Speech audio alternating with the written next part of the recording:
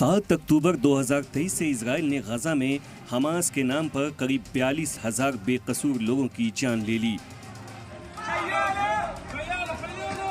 जिनमें ज्यादातर तादाद बच्चों, बूढ़ों और खवातीन की है।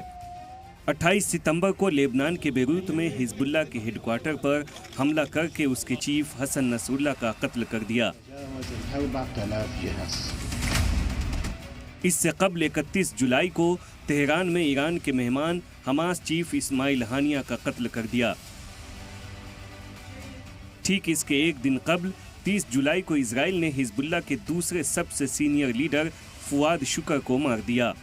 गाजा को बर्बाद करने के बाद इजराइल लेबनान में लोगों को अपना निशाना बनाना शुरू ही किया था कि इस बीच ईरान के सब्र का पैमाना टूट गया और गुज़िश्ता रात यानी 1 अक्टूबर को ईरान ने इजराइल पर करीब 200 बैलिस्टिक मिसाइलें दाग दी। आमतौर पर इजराइल की सरहद में गिरने से पहले ही इजराइल अपने दुश्मन की मिसाइलों को हवा में ही बर्बाद कर देता था, लेकिन इस बार ईरान का दावा है कि उनकी 90% मिसाइल अपने टारगेट तक पहुंचने में कामयाब रही हैं।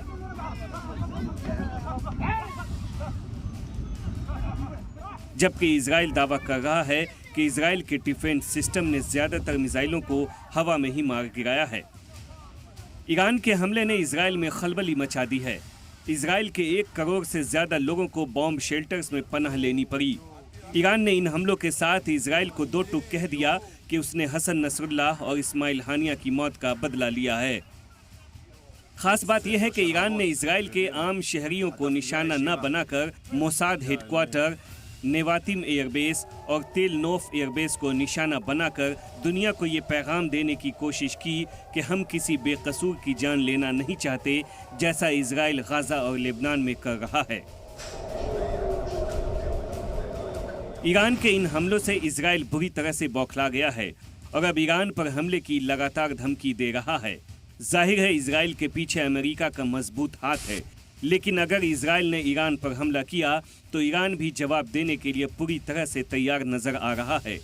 अगर ये जंग मजीद बढ़ती है तो मिडिल ईस्ट में एक बड़ी चिंगारी लगने का इम्कान नजर आ रहा है। सलाम टीवी के लिए नदीम अहमद की रिपोर्ट।